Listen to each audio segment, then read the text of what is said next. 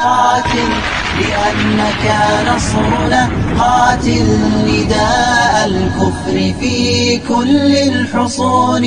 نعم قاوم لأنك فجرنا، قاوم وأمطر من سلالة صهيون.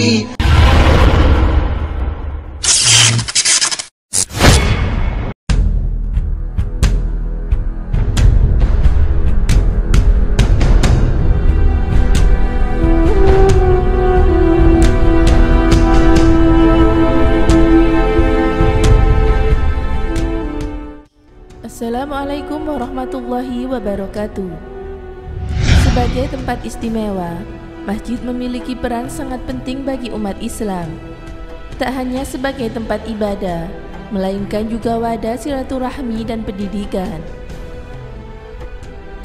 Tentunya, masjid juga butuh dirawat agar tetap bersih dan kokoh, serta terus berwibawa. Sayangnya, banyak muslim yang menganggap perawat masjid sebagai pekerjaan yang rendahan. Dibutuhkan keikhlasan begitu besar bagi seseorang untuk menekuni profesi yang mungkin dianggap tidak bergengsi. Tetapi Rasulullah SAW sangat memuliakan mereka yang memilih menjadi perawat masjid, atau yang disebut dengan marbot. Kita mungkin kerap kali menjumpai marbot masjid adalah seorang pria. Padahal di masa Rasulullah SAW, Masjid Nabawi dirawat oleh seorang perempuan berkulit hitam. Namanya Ummu Mahjan. Bukti mengenai Ummu Mahjan terdapat dalam riwayat hadis Imam Bukhari, Imam Muslim, dan Imam Ibnu Majah. Hadis tersebut memuat kisah Ummu Mahjan menjalankan profesi sebagai marbot Masjid Nabawi. Ummu Mahjan selalu membersihkan Masjid Nabawi. Dia menjalani pekerjaannya dengan istiqomah. Saat wafatnya Ummu Mahjan, suatu hari Ummu Mahjan sakit. Mengetahui hal itu, Rasulullah SAW berpesan kepada para sahabat agar tidak memakamkan Ummu Mahjan sebelum disolati oleh Rasulullah sendiri. Apabila ia meninggal dunia, maka jangan kuburkan dia sebelum aku menyolatinya. Demikian pesan Rasulullah. Akhirnya, Ummu Mahjan meninggal di malam hari. Para sahabat kemudian datang ke rumah Rasulullah SAW usai sholat Isya untuk menyampaikan hal tersebut. Namun sayangnya Rasulullah SAW sudah tidur. Akhirnya para sahabat memutuskan untuk tidak memberitahu Rasulullah karena takut mengganggu. Selain itu, mereka juga tidak menganggap Ummu Mahjan sebagai orang penting, sehingga tidak perlu memberitahu Rasulullah SAW. Mereka lalu segera menguburkan jenazah Ummu Mahjan di pemakaman Baqi.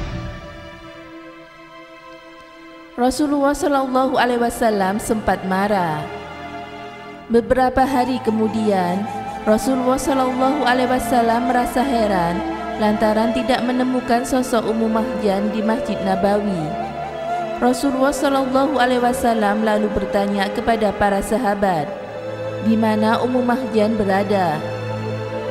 Betapa kagetnya Rasulullah SAW mendapatkan kabar dari para sahabat bahwa Ummu Mahjan sudah meninggal dunia. Seketika itu, wajah Rasulullah SAW memerah, menunjukkan sedang marah. "Mengapa kalian tidak memberitahunya kepadaku?" kata Rasulullah. "Ya Rasulullah, kami takut mengganggumu," kata para sahabat. "Tunjukkan kepadaku di mana letak makamnya," pinta Rasulullah dengan segera. Di makam Ummu Mahjan, Rasulullah SAW melakukan sholat gaib. Para sahabat langsung mengantarkan Rasulullah ke makam Ummu Mahjan. Sesampai di sana, Rasulullah segera melakukan sholat gaib tepat di samping makam Ummu Mahjan. Sesungguhnya, kuburan-kuburan ini telah dipenuhi kegelapan bagi penghuninya. Dan Allah Subhanahu wa Ta'ala benar-benar akan memberikan cahaya karena sholat yang aku lakukan atas mereka.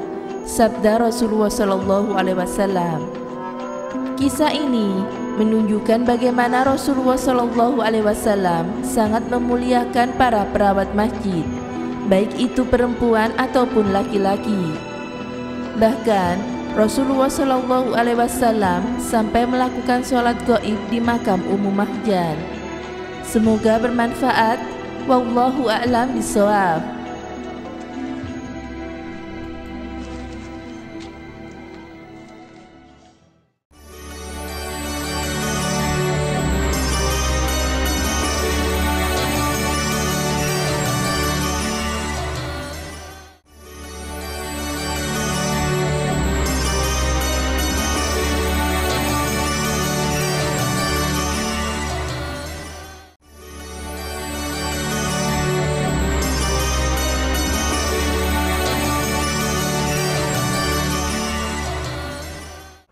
Assalamualaikum warahmatullahi wabarakatuh.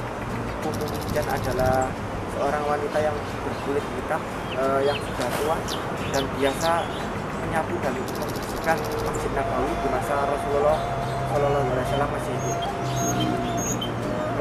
Suatu ketika Ummu Mahjan ini wafat dan para sahabat pun menguburkannya. Ketika akan menguburkannya di malam hari, para sahabat mendatangi Rasulullah dan Rasulullah masih tidur sehingga para sahabat tidak mau membangunkannya dan Ummu Mahjan langsung dikuburkan. Suatu ketika Rasulullah berada di Masjid Nabawi dan tidak menemui Ummu Mahjan, maka Rasulullah berkata kepada para sahabat, "Kemana Ummu Mahjan?" Sahabat itu berkata, "Ya Rasulullah, ia telah wafat dan kami tidak memberitahu Anda karena Anda sedang tidur di malam hari." Maka Rasulullah pun berkata kepada para sahabat, "Di mana kuburannya?" Maka para sahabat pun menunjukkan kuburannya dan beliau menyolatinya di situ dan bersabda bahwa kuburan ini terasa petang. Maka ketika aku menyolatinya, maka kuburan ini menjadi terang dan penghuninya tidak disiksa. Meskipun di masa kini masjid dianggap pekerjaan sebelah mata, maka Rasul pun tidak kata seperti itu, karena masjid tugasnya mulia, yakni membersihkan dan merawat masjid atau rumahnya Allah. Demikian, semoga memberi manfaat. Wassalamualaikum warahmatullahi wabarakatuh.